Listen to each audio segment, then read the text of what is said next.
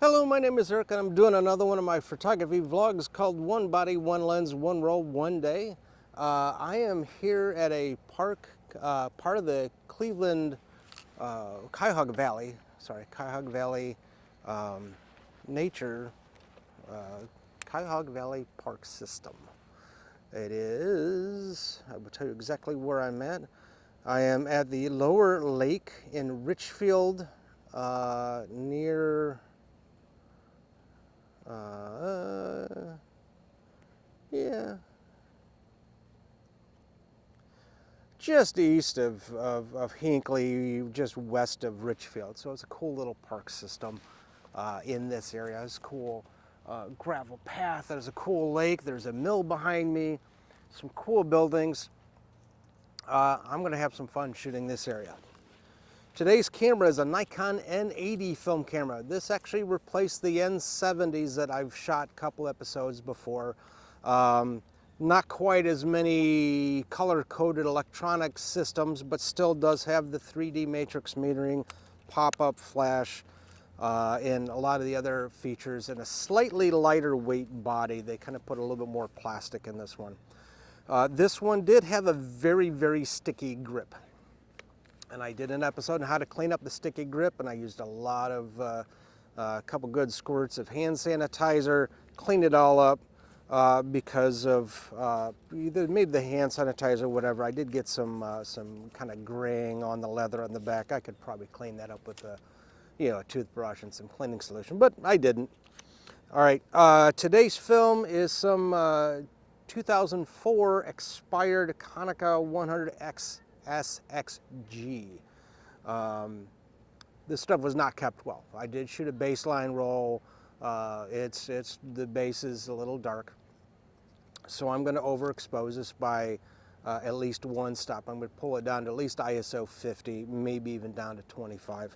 Hopefully the sun stays out and I can get some nice shots here.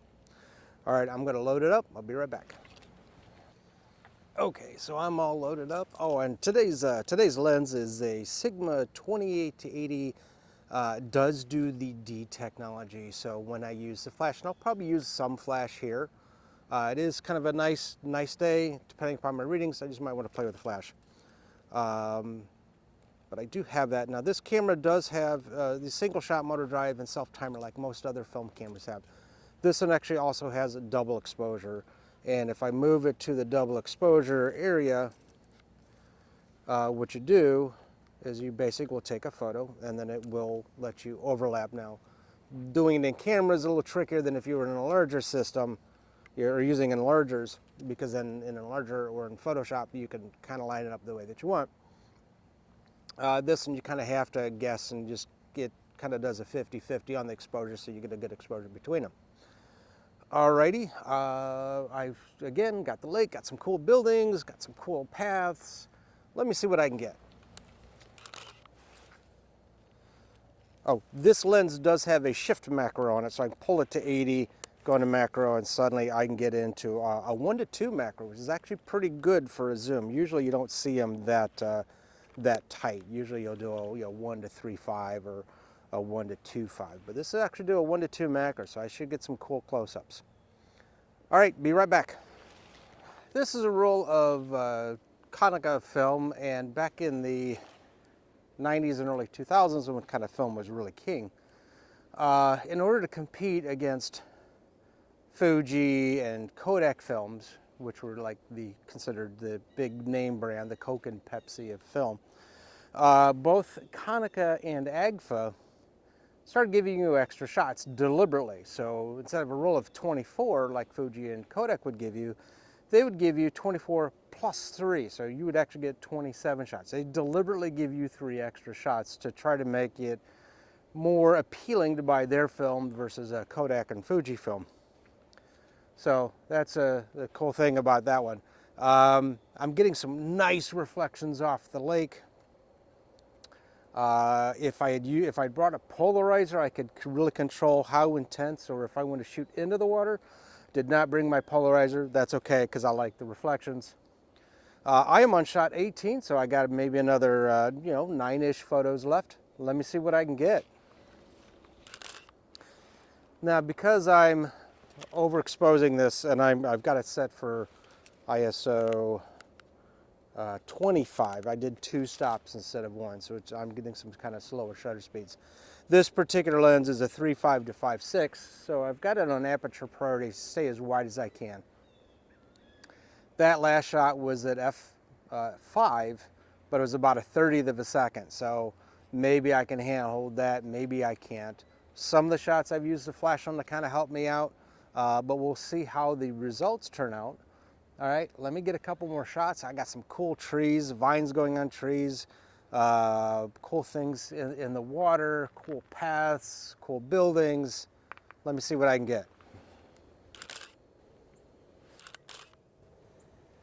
Looks like I'm gonna get a 28th shot. It's always good when that happens. And it is just kicked into rewind. It's a very quiet rewind like the N70s were, but this one does an auto rewind where the N70 I had to push 2 buttons. So again, today's camera was a Nikon N80, the replacement to the N70s that I've shot before with a Sigma 28 to 80 AFD, so it did know the D technology. Today's film was some 2004 expired Konica SXG. I know it's not been well kept. I did a baseline test and the negs were kind of darkish, the base material. So I overexposed by 2 stops to help correct for that. Anyway, the image will be posted at the end. Give me a thumbs up if you like them. Feel free to comment on your experience with Konica film or the Nikon N80 cameras or even some Sigma film lenses. If you spot a cool camera, post it. If it's something I get my hands on, I'd love to take a look at, see if it's something I can shoot. Got a couple other cool cameras coming up and even a couple of weird films. Feel free to subscribe. New episodes come out about every Friday and every Saturday. Occasionally some special edition episodes like an Oops episode or a specific location. I did one on Mansfield Reformatory where I shot 5 rolls of all black and white. It's a cool episode. Go check it out. All right, thanks for watching. We'll see you next episode.